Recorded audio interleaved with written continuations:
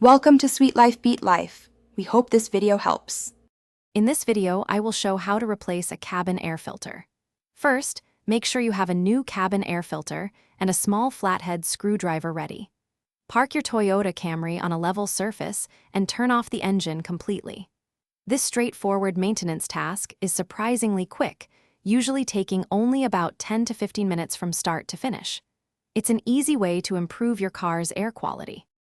Now, open your glove box all the way. On the right side, you'll see a small dampener arm. Gently pull this arm off its pin to disconnect it.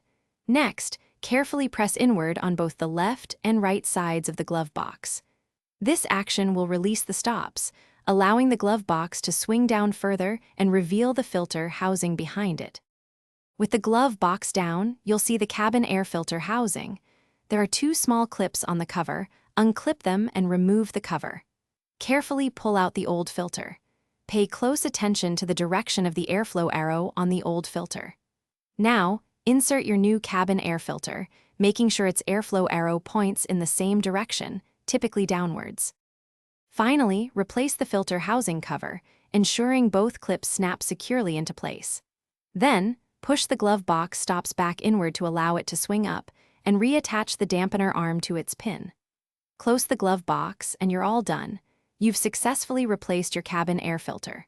For more great deals and to check out those amazing darn tough socks with a lifetime warranty, be sure to look at the links in the description below.